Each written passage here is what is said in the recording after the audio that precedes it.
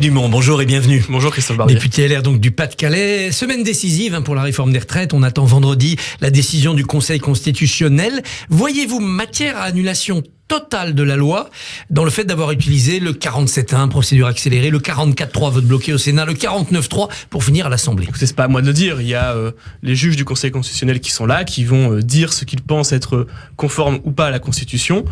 Et d'ailleurs, tous ceux qui, en particulier à l'extrême gauche, dans la NUPES, faut mettre pression sur le Conseil constitutionnel, certains journalistes proches des idées de Jean-Luc Mélenchon, certains juristes aussi, certains qui disent et qui remettent en cause la légitimité du Conseil constitutionnel en disant ils ont été nommés par le pouvoir politique et donc ils ne sont pas indépendants, font une faute extrêmement grave parce que c'est une remise en cause de la Constitution. Donc, moi, ce que je tiens à dire, c'est que sur le Conseil constitutionnel, il y a évidemment matière, et c'est pour ça qu'il y a eu des recours qui ont été déposés, c'est pour ça qu'on a pu, par exemple, avec Aurélien Pradier, mettre des observations, ajouter des observations aux différents recours qui ont été déposés, pas par notre groupe, mais par d'autres groupes politiques, et parce qu'on estime que voilà, quand on additionne le 47.1, quand on additionne le 49.3, quand on additionne des procédures et des règlements au Sénat qui font que les débats sont beaucoup plus restreints, on arrive dans une situation où le débat n'a pas pu avoir lieu, et il y a un objectif constitutionnel de faire en sorte que le débat soit clair et intelligible, pas simplement pour les députés et les sénateurs, mais également pour ceux qui regardent, pour le citoyen, via ses représentants dans les assemblées. Et donc, probablement que le Conseil constitutionnel risque de censurer tout ou partie de ce texte. Si c'est une partie qui est censurée, on parle beaucoup de ce qu'on appelle les cavaliers législatifs. Dont le CDI senior, proposé par la droite, obtenu par la droite. Voilà, et c'est d'ailleurs ça qui sera problématique, parce que c'est-à-dire que ce sont toutes les avancées qui ont pu être obtenues par la droite au Sénat, en grande partie un petit peu à l'Assemblée nationale, qui risquent d'être supprimées, censurées par le Conseil constitutionnel, qui risquent de rendre le texte, c'est-à-dire encore plus dur à l'issue. Il y aura les 64 ans et pas de sucré. Voilà. Et donc ça veut dire que derrière, on aura besoin très rapidement d'une très très grande loi emploi-travail. Alors, vous seriez prêt à participer avec la majorité relative macroniste à la construction de cette loi travail pour boucher les trous? C'est une urgence. Aujourd'hui, on voit très bien, et d'ailleurs, c'est le problème de la réforme des retraites, c'est qu'elle a été, le moment choisi est un mauvais moment. C'est le moment d'abord, il faut normalement faire une grande loi travail sur comment est-ce qu'on travaille, comment est-ce qu'on rentre dans le travail, comment est-ce qu'on sort du travail, et après, on fait une loi retraite qui, normalement, est l'aboutissement du travail. Là, on a commencé par la fin, en faisant la réforme des retraites, ce que nous, on avait dénoncé à plusieurs.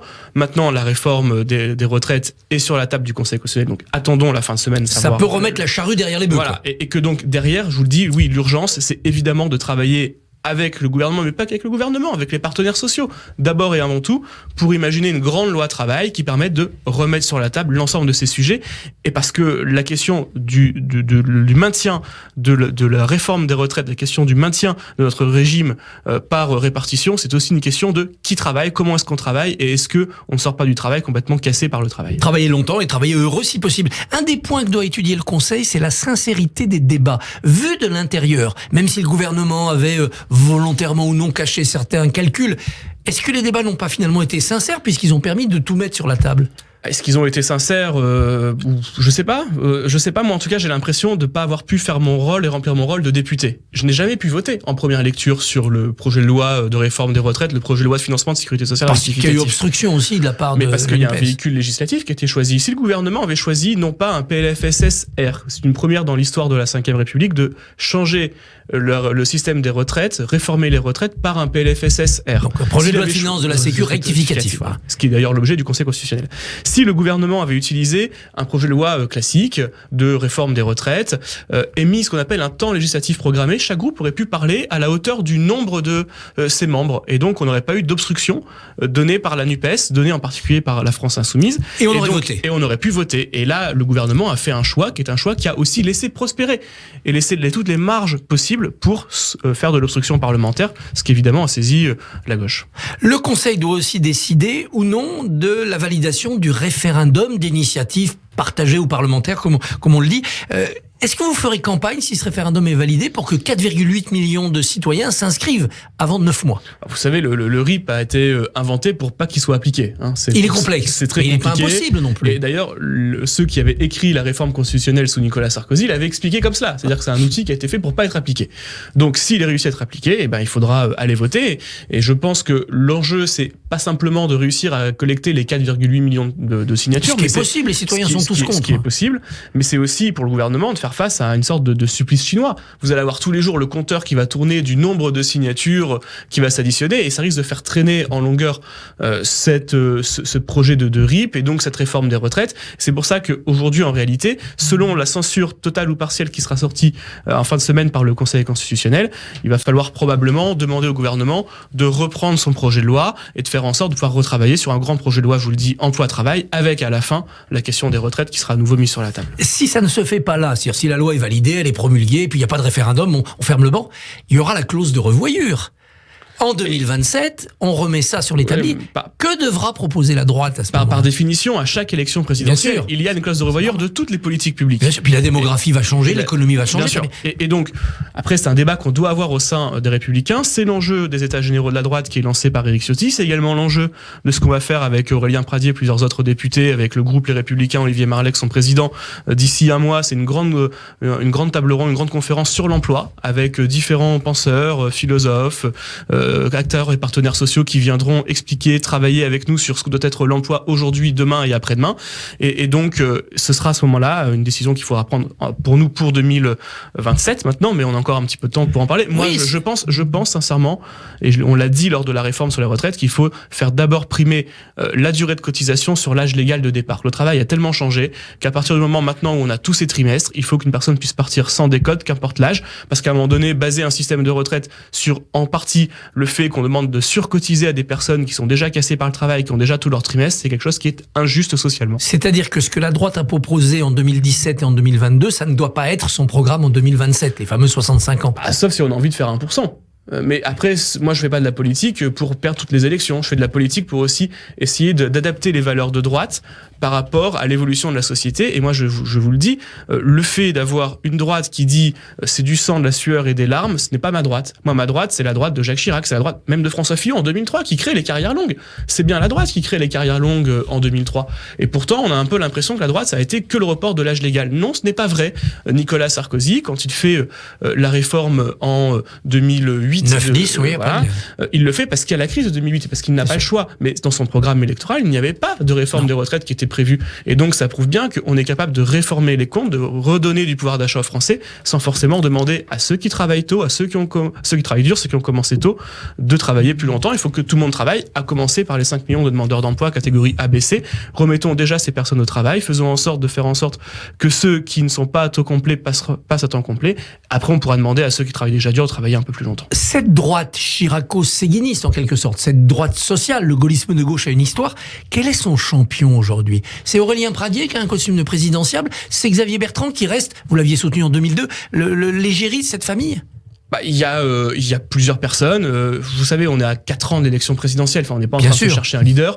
On est en train d'essayer de rappeler que la droite, ça n'a pas toujours été une droite comptable des tableaux Excel. Voilà. La droite, ça a surtout toujours été une droite qui est une droite qui, vous appelez ça sociale, moi j'appelle ça gaulliste, qui travaille avec les partenaires sociaux, qui fait en sorte de pouvoir promouvoir l'effort, qui fait en sorte de relancer l'ascenseur social, la méritocratie républicaine. La participation, l'intéressement. C'est ça, exactement. Et que la prise en otage de la droite par une toute petite partie conservatrice, ultra-orthodoxe de la droite d'un point de vue économique depuis 10 ans, ça suffit. Alors, vous avez voté la motion de censure. Est-ce à dire que vous souhaitez assez rapidement un retour devant les urnes ? Parce que essayer de faire tomber un gouvernement, on sait que ça donne une dissolution généralement. Vous pensez que ça serait bon pour le pays de revoter pour des législatives ? Moi, on me demande de voter selon est-ce que j'ai confiance ou pas dans le gouvernement. Moi, j'ai pas confiance dans le gouvernement. J'ai été élu comme en même temps un député d'opposition. Donc là-dessus, on me demande de donner ou pas la confiance au gouvernement, je la donne pas. Et d'autant plus que la première ministre avait parfaitement expliqué qu'il y aurait eu un vote potentiel sur la réforme des retraites et ce vote, c'est la motion de censure.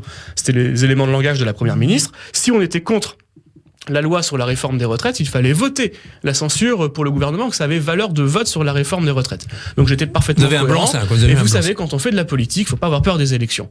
C'est-à-dire qu'à un moment donné, ceux qui se planquent en disant « Mon Dieu, on va pas partir en élection, on risque de perdre », désolé, mais on n'est pas titulaire du poste à vie, c'est pas une prébande. Non, quand on fait de la politique, on doit assumer de pouvoir remettre son poste en jeu. Ça s'appelle une élection, ça s'appelle la démocratie. On n'est pas là pour se faire plaisir, pour bénéficier, profiter d'un poste, mais on est là là au contraire pour exprimer au mieux la pensée de ses concitoyens. Si ce gouvernement reste, est-ce que vous envisagez de voter certains de ces projets de loi, comme il y a eu sur le nucléaire ou sur les influenceurs, quasiment unanimité, vous pourriez voter pour certains? Je l'ai déjà fait. Et vous savez, moi, je ne vote pas selon les intérêts partisans de ce que je pense être normalement la logique de la droite. Je vote selon, un, les intérêts des habitants de ma circonscription, et deux, ce que j'estime être bon pour le pays et l'intérêt général. Et donc, quand un texte va dans le sens de l'intérêt général, je le vote. Sur la relance du nucléaire, on a toujours, nous, à droite, défendu le nucléaire. On était ceux qui portions le fer contre la réforme du gouvernement lors du précédent quinquennat, qui voulait arriver à 50% de nucléaire dans le mix énergétique, qui voulait fermer 14 réacteurs nucléaires. Donc, on va pas, alors qu'ils ont changé de pied et qu'ils sont venus sur nos positions, voter contre par pur dogmatisme. Ça n'a aucun intérêt. C'est ce qu'ont fait certains LR sur les retraites. Ils ont dit 65 ans pendant des années, puis quand le gouvernement fait 64, ils votent pas. Mais voilà, parce que vous n'êtes pas d'accord. Parce qu'on n'est pas d'accord déjà de base avec les 65 ans. Sur l'immigration, voterez-vous le projet de loi coupé en deux du gouvernement? Est-ce que vous savez ce qu'il y a dedans? Alors, on ne sait absolument pas ce qu'il y aura dedans, mais moi je sais surtout, et je connais quand même pas mal le sujet de l'immigration, qu'on ne peut pas avoir un texte saucissonné. Pardon, mais quand on parle d'immigration étudiante, qui est aujourd'hui la première source d'immigration en France, de titre de séjour en France, on ne peut pas le découpler de la question du renvoi. On voit bien qu'aujourd'hui, ceux qui se maintiennent en France sont, malheureusement, dans certains drames, on l'a vu récemment, la meurtrière de la petite Lola, par exemple, c'est une étudiante qui est restée en France à l'expiration de son titre étudiant.